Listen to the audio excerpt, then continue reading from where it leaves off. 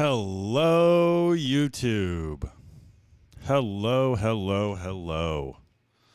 Happy Friday, everyone. Who's here, Stella? You barking at somebody? Did somebody walk into the shop as soon as I started a live stream? Maybe. You never know when you're running a business. People just show up all the time. Who is that? Is that the bobcat that I've been expecting? Anyway, how's everybody doing? Is anybody here? Stella, shush. Would you like a microphone? You want to be on the show? I'll get you on the show. It's all right. So anyway, hey everybody, welcome to Lift Arc Live for Friday, February 11th, 2022. Hope everyone's having a great Friday. Walker and I have been extremely busy this week, so I figured instead, since we didn't have time to do our weekly build video, I'm going to come on here live and update you with all the cool projects that we have been working on, why we've been busy, and some other really neat developments in my life, which, if you're a fan of this channel, you might be interested in. So to kick things off, the reason why this stream is called I'll Be Your Hero is that recently I was made aware of and then applied to and then accepted to something called the DIY Hero challenge sweepstakes thing. So I'm going to share the screen now, but this is what it is. Hosted by the one and only Mark Bowe from Barnwood Builders. They're looking for the next big name in DIY. One creator will land the feature in Make magazine and take home $25,000. So I was like, you kidding me? I'd love to apply to that. So the host is Mark Bowe, as I said, from Magnolia Network's Barnwood Builders. I've met Mark. We did a podcast together a few weeks ago. Super good dude. Really nice, genuine as they come. His show is great. Just like, there's a lot of similarities between his show, Barnwood Builders, and our show, Salvage Dogs, that I used to be on with my dad and the folks at Black Dog Salvage. So we have a lot in common, and we know each other fairly well. So when I saw that he was the face of this thing, I was like, well, there's multiple reasons why I should apply to this. So I did and got accepted. And it's cool because the whole thing's for a good cause. It's for the American Lung Association, which is great. And support for them by donating 75% of the net proceeds from this competition to the cause, which is rad. Everything good? Oh, everyone say hi to Walker. Say hi to the stream. Hi, stream. How are you guys doing? I'm going to speak for them. Well, thank you. So here's my profile for the DIY Hero, and it's all voting based. So in 24 days on March 8th at 10 a.m., you can vote. And here's my link. I'll post the link. I should have put it in the description, but it'll be everywhere soon. So I just submitted, I did what the prompt told me to do, which was submit a picture of me and some pictures of my projects, and then answer their interview questions, which, you know, there's not a whole lot of text to go on there to really get someone's story, but I just put a little bit down about me, and we'll see if it works. So, yes, that's neat, and what an honor. I mean, $25,000 is... it's a huge chunk of money for anyone. Maybe not to some super rich people, but certainly to someone who has, you know, sacrificed every bit of savings they have to start a business. $25,000 is a ton of money, and I'd be lying if I said I didn't know exactly where that money would be going. Pay off debt. Pay off debt. But it's a really cool thing because, you know, as a millennial, we all feel for some reason compelled to have 2 or 3 gigs, side hustles, things going on because, you know, it's harder to make a living working one job now than it used to be. And so as someone who works one job and does other things, you know, we're getting monetized now on YouTube and stuff like that. But the hustle is real. And my hat goes out off to anyone who has started a business at all, much less in the past 3 or 4 years like I have, starting a business in a pandemic. What an idea. What an idea. So that $25,000 would be incredible, obviously, to win, and you get featured in Make magazine, which I have not read, but I'm sure it'd be really cool to read. So anyway, keep that on your radar, and I'll be keeping you guys up to date on how that goes. Wish me luck. Try to be the DIY hero. So vote in 28 days. Don't worry, you'll grow tired of me reminding you about it. On the topic of Mark Bow, however, I find it I should segue to the Black Dog Salvage Podcast, which is a podcast I'm doing with my dad and his business partner, Robert Culp, the two owners of Black Dog Salvage here in Roanoke, Virginia. If you haven't heard of Black Dog Salvage is an architectural antiques and salvage company based right here in southwestern Virginia. They've been in business since 1999, and I grew up there. That was where I learned almost everything I know about crafts, equipment operation, how to run a business, sales, how to talk to customers, all that stuff. I mean, I worked there for 16 years, and it was and still is the family business. So we were lucky enough 12 years into business to be picked up for a television show called Salvage Dogs, which aired on the DIY network for 11 seasons, 8 years. And we built quite the audience. We had people all over the country and outside of the country that were huge fans of the show. And it was so humbling and incredible to meet all these people and be a part of that level of connection with the public. It was a lot of fun. And a lot of people came to Roanoke because of that show, and not only spent money at Black Dog and hung out here, but they went everywhere else in Roanoke. Local breweries, local restaurants, they stayed in local hotels. And it felt really cool to have an influx of traffic to my hometown because of a TV show that I was a part of. So really cool. We stopped filming the show about 4 years ago, and just like every other washed-up C-grade television personality, we decided that it was time to do a podcast. So I joke, of course, but it was shown to us regularly that the community, the fan base from the show was still out there, and they were pointing fingers at us. Where'd the show go? Why can't I see it anymore? I'm tired of reruns. And for anyone who knows anything about the television industry, you know that there are a lot of politics involved. And that's about all I'll say about that. But needless to say, it was not our decision directly to end the show. It was, the DIY network got bought by, or Scripps Networks got bought by Discovery back in 2017 or so. And then the DIY network has now recently become the Magnolia Network. And the Magnolia Network was spearheaded by Chip and Joanna Gaines. Magnolia Home, I believe, is their business. They've gotten so big on the DIY network that they now own the network, or are the faces of the network. And when that happened, we didn't make the cut for whatever reason. So that's when the show stopped airing.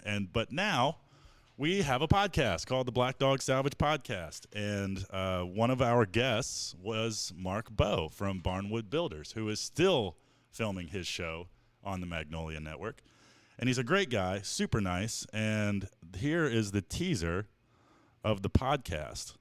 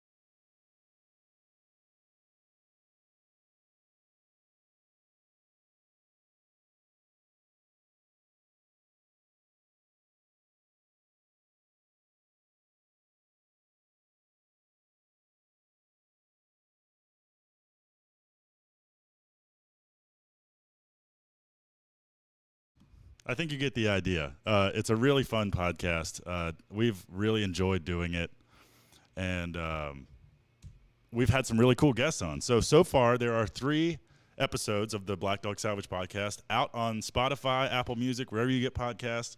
Rutledge Wood, one of my good friends, former host of Top Gear, NASCAR journalist, broadcast guy, Southern and Hungry, Hyperdrive, The Floor is Lava on Netflix. Rutledge Wood is an incredible dude, and he is the first guest of the podcast, followed by Steve Thomas from This Old House was episode 2. Really cool dude to talk to, a lot of knowledge in the home building world. And then Mark Bowe from Barnwood Builders was the 3rd episode, which just premiered on Tuesday. So definitely get on, check it out. If you're into podcasts, if you're not, I highly recommend it. Podcast is the new radio show. You know, it's basically the same thing as what Howard Stern and all the people that came before and after him made famous on the morning radio, except that it's longer format and it's more authentic, I like to think. You get to really know your guests and who you're talking to and build a rapport with them. So it's a cool media if you haven't heard a podcast. If you know what a podcast is, you already know what I'm talking about. Go check it out. Coming up, we on the Black Dog Salvage Podcast, we interviewed Grayson, who was on the show with us, Salvage Dogs, dear friend of the family, incredible person. We also talked to Jimmy DiResta, YouTube legend, making legend, personal online hero of mine. It was really cool to get to talk to him and interview him. And then Bill Hayes, who was the creator of Salvage Dogs, our television show, a hilarious dude, super talented television producer, and overall great guy. So those are the next 3 episodes coming up of the podcast. Super excited with how it's been received so far. And if you're so inclined, it would mean the world to us to at least stream a few seconds of it just to humor us. And I don't know, like it, subscribe it, comment it, whatever you can do. We're super appreciative. That is our next media venture as a group. So it's kind of cool. So anyway, yeah, the DIY hero thing and the BDS podcast, those were the 2 things I wanted to tell you all about. And now I want to show you some progress build pictures from the stuff that I've been building in the shop that you haven't necessarily seen on the channel as of late. So I'm going to try to do something that I used to do a lot, which is do a slideshow. So here we go. First thing I've been working on, which you have seen part 1 of on the YouTube channel, is the steam fitters sign. So the Plumbers and Steam Fitters Local Union 10 is a local welding school that I've had the good fortune of getting to know the guys that run that place. Steve Martin is the main business manager, and then Bill and John were the instructors that were there that day when I was filming. You can check out the video that we produced for them on their website. I think it's LU10, or just search Local Union 10.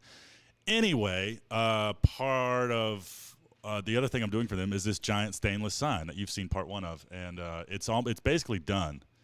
And the parts have been sent to the powder coater, brought them there yesterday, and they should be done within a week. So part 2 of that video, including hopefully a reveal of it being installed on the pole out front of the welding school, is coming soon. So I'm hoping to tie a nice bow around that project. It should be fun to see that come full circle. But here's the progress. Of course, I was working with 1/4-inch stainless steel. The client, actually, Steve, bought this material. I told him, it could probably be done out of 1/8 inch, maybe 3/16. He goes, screw it, let's do 1/4 inch. We want it to be tough. And I'm like, all right, if you're paying for it, that's fine. 1/4 inch stainless is expensive, but it is strong and hard. So put the shop saber to the test. I'll be honest, I wasn't stoked with the performance that I was getting and the results I was getting out of my plasma cutter on this 1/4 inch stainless. Stainless is a real weird metal to plasma cut.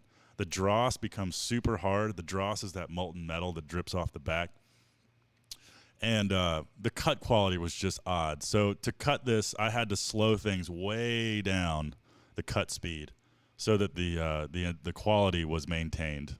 And my water in this picture is so dirty because it was right before I changed my water for the year. So ignore that. But here's how the pieces came out. It's the outer oval, the inner oval, and then that big piece in the back is the center layer, and you can see the old sign there in the background of that picture.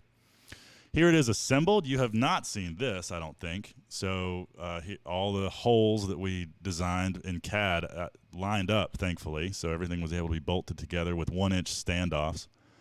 And here's the front. You can see inner, outer, oval. It's in the new logo and everything.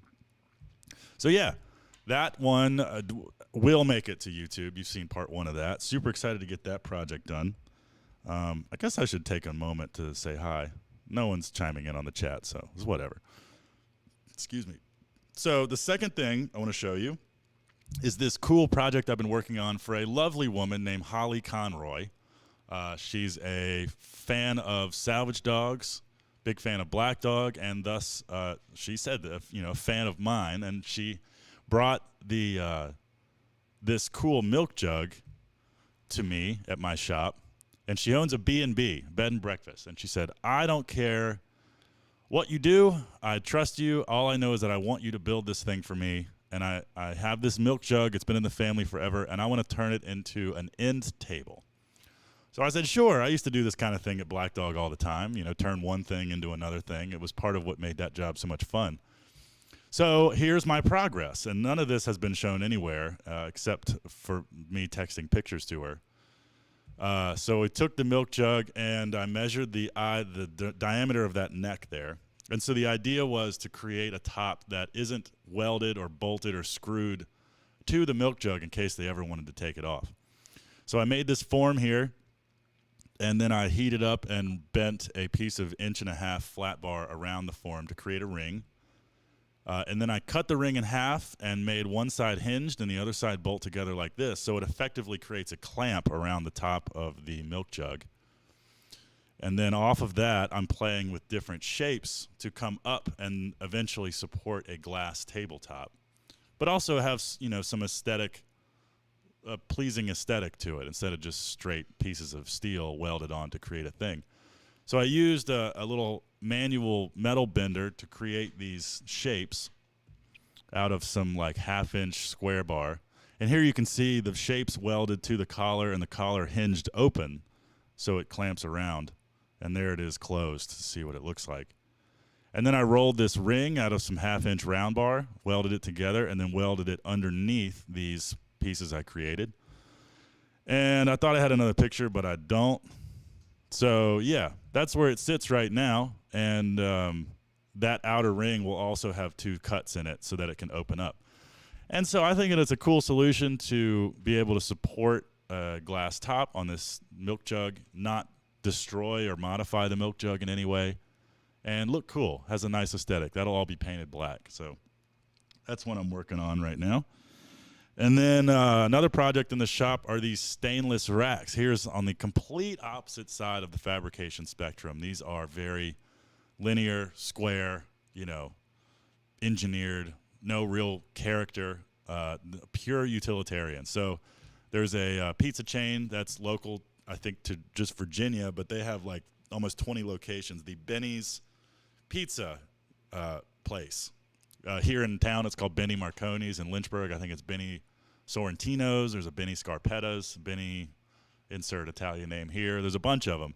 And their pizzas are 3 feet in diameter. They're giant pizzas. And so they need a custom rack solution for their pizzas. So they came to us and they contracted these stainless pizza cooling racks, or they let the dough rise on these racks. It's a staging area for all the pizzas.